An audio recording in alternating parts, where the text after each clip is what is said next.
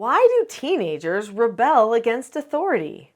I'm Nicholeen Peck, and I teach parenting, good communication, how to build strong family bonds all over the world through the lens of the principle self-government. And in this video, we're talking about teenagers rebelling against authority. In this video, we're going to talk about historical experiences of teenagers rebelling against authority, and then also what that rebellion looks like nowadays, and why is it that teenagers rebel against authority. But we're not going to stop there. We're also going to talk about what you can do if you have a teenager rebelling against authority.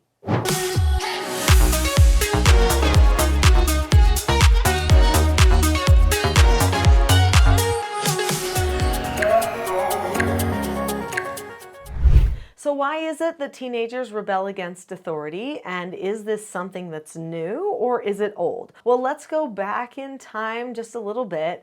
As we look at history and the past, we see that teenagers have actually always had a history of being a little bit more rebellious. Now, this isn't every single teenager, but let's talk about the word teenager in general. The word teenager was actually invented in the 1950s, and it was used to describe delinquents or young people who weren't really turning out right. They were the ones who were the rebels, like the greasers and the girls who were a little bit more loose morally and those types of things. The ones who would use language that wouldn't be approved by the adult population. The ones who listened to risky or sensual music. Those were the teenagers of that day. Now, they were definitely pushing against social norms as the advent of rock and roll was coming in, and they were trying something new. But this was the first time that teenagers suddenly started to take center stage. In fact, rock and roll is probably one of the biggest things that pushed the teenager into the limelight. In fact, it gave the teenager a stage, something that looked desirable instead of rebellious. So prior to that teenage rebellion, of course, there's the flapper rebellion. So teenagers and young adults, but they weren't called teenagers at the time, they were called youth or young women and young men and young adults. They would push against the social norms just a little bit by saying, we want to dress this way, we want to dance this way, and even changing some of their undergarments, things like that. So there have always been times through the cycles of history where the teens have pushed a little bit harder than at other times. I remember even in my own youth, so I'm almost 50 years old, in my youth,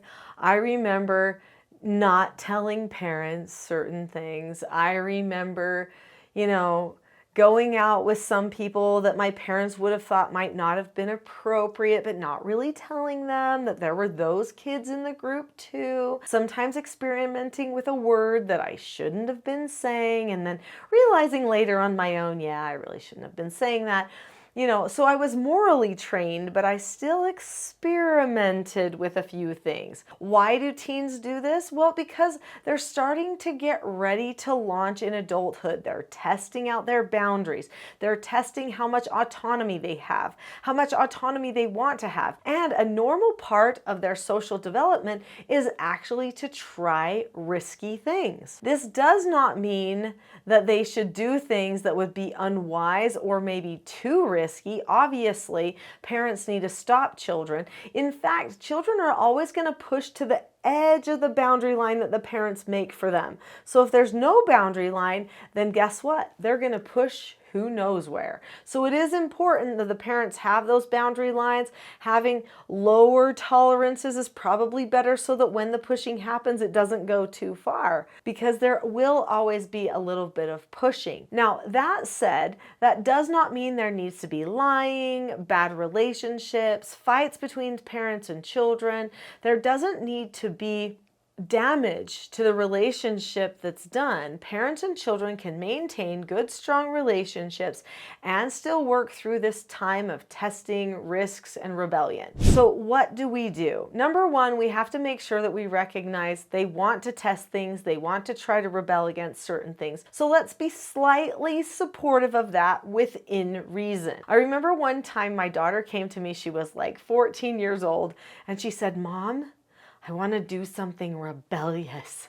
I just have this feeling like I want to do something rebellious." And my son, who's 12, comes in the room and he's like, "Yeah, me too." And so both of them had this idea of what to do rebellious. And I said to them, "Well, what would you do that's rebellious?" And they're like, "Well, we don't know anything rebellious. We want you to tell us what to do that's rebellious." And I thought that was so funny, because usually for most teens, the whole idea of rebelling is just to push against whatever the authority figure wants, whatever the school authorities say, whatever the parents say, whatever the social norms are, or the people at church say. They want to push against those things a little bit, probably just to test if they're going to be all in themselves. When you push against your social norms, you actually end up deciding what you truly do believe. And so a little bit of that testing is very important. So long story short, I taught my children how to toilet paper people's houses. We went and toilet papered a good friend of ours' houses, who I thought, well, they'll probably know it was us anyway. Sure enough, the next day they called, "Hey, did you guys come toilet paper our house yesterday?" And I laughed and said, "How did you know?" And they're like, "Well, no one else would dare toilet paper our house but you guys." And I said, okay. So my children got their rebellious thing. They were found out anyway. Lesson learned. Now they know sometimes when you rebel, you get found out. And so that's it. And we tried to be as stealth-like as possible. So here's a story from my own life as well. So our family had modesty standards. My parents definitely created an environment where we knew that we should be respectful in our appearance. Well, there was a time in my youth when I was going with the trend of society, right? So the trends were like more midriffy type things, like with the shirts and like, you know, more like no sleeves, which in my family would not have been something that was appropriate, but I was buying my own clothing. I remember I bought this sundress, and I thought I looked so good in it. And truly, I've seen a picture of me in it. I did look good in it. I mean, as far as like just the body in the dress, it looked good, right? It was attractive, which is what I was going for. But now when I look at myself in that picture, in that dress, I feel a sense of shame, and I guess it's a healthy shame. Some people might think any shame is bad, but I think there is a healthy type of a shame. In fact, I remember even when I was wearing that dress to church, I remember my parents not saying a thing. They didn't suggest that I change into anything else, nothing. But I knew that they knew I should not be wearing that. I had never seen my mother wear something that disrespectful to church. I knew what her standards were with how to dress and present yourself in a respectful manner, and I knew I was going against that. And the whole time I was there, I felt a little bit self-conscious. I felt like, am I trying to get everybody to look at me when I'm in a place where it's not about pride and it's not about being looked at? Did I miss the mark here? I felt after that first time of wearing it to church that maybe, you know, maybe it's just weird. Maybe it's just me and I got to get used to it. So there was another time I wore the same dress to church and I felt the same way. And I realized that was not the answer. I should not be wearing that to church. In fact, after that experience, I stopped wearing it at all. And no one said one thing to me. No one gave me a look, nothing. Everybody was very kind and accepting and talked to me just like normal.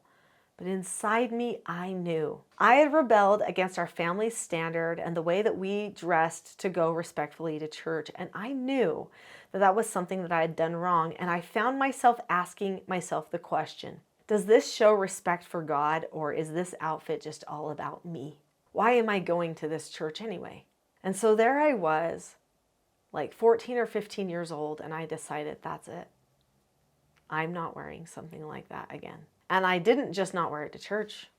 I never wore it again because I had asked myself the question, based on my rebellion and got the answer I needed. Now, maybe not everybody rebels and asks themselves pointed questions like that. If you have given your child a good foundation, then it's more likely that they would ask those questions. But if they don't, it could be harder for them to figure out whether they should be doing something or not. So teenagers do rebel a little bit. Even some of the best teenagers will find their little things to rebel against.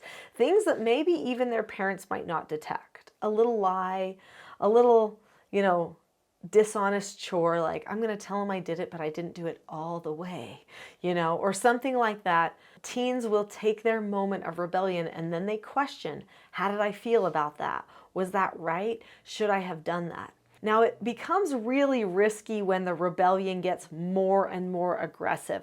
And when you get a group of friends that really bolster that rebellion and they push you forward even more. And if your child happens to be a rebel tendency, then that can make it even worse. And I'm not going to go into what rebel tendency looks like. I have a whole video about that on this channel. So be sure you can check out, there's like 5 different videos about tendencies that you can look up, and that'll give you some insight there. So that's why the majority of teenagers experiment with rebellion, and there's nothing super shocking about it, really. So let's talk about what to do if you have a teen that's rebelling. How do you help them find their way back to what's going on with the family? Well, that story with my parents should hopefully help you a little bit.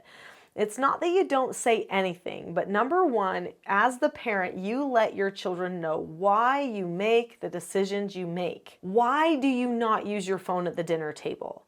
Why do you not wear that thing? Why do you not say those words when all of the other people around you do say those words? Why did you choose to delete that song off of your playlist? Why are you refusing to watch that movie? Why? Explain the whys. Then, when and if they choose to rebel about something, they have to ask themselves about the why and ask themselves if they care about the why. So make sure that you know that your example is teaching a ton. Now, another thing that you can do that really helps with teen rebellion is to create a culture in your home that has certain standards. So in our family, we created what was called a family standard. What are some of the key standards that your family has? We have standards related to dress and grooming and health and technology and social conduct and movies and media. The list goes on. Language.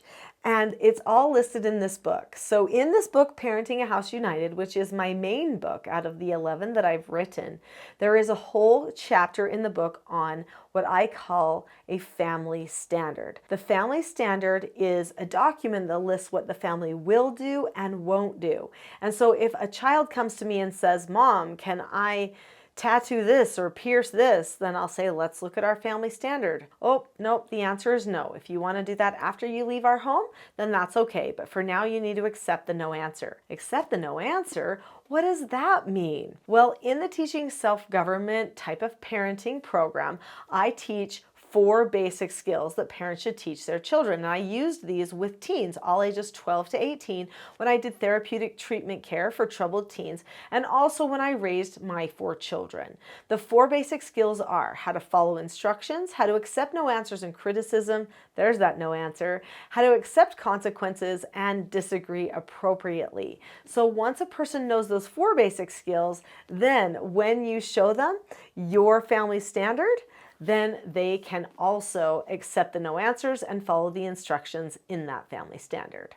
Another thing that you can do to help with those rebellious teens is make sure that they can always talk to you about something they care about. Here comes that skill, disagreeing appropriately. Super important skill, 7 steps that really help them feel understood and improve your relationship. Another thing that I talk about in the TSG parenting course, which you can find on my website, teachingselfgovernment.com, is that you can have meetings as a family. So if you have deliberate times where you talk about how you're going to govern things as a family and what you're going to do to handle behavioral problems, then they take more of a personal investment in what's happening in the home, and they're more likely to follow through with your rules and regulations. Now, even if you set things up perfectly and they stick to all of your standards and accept all of your no answers and follow your instructions when they're in your home, it could be that when they go off to college and try life on their own, they experiment with following the crowd, especially if they're an obliger tendency.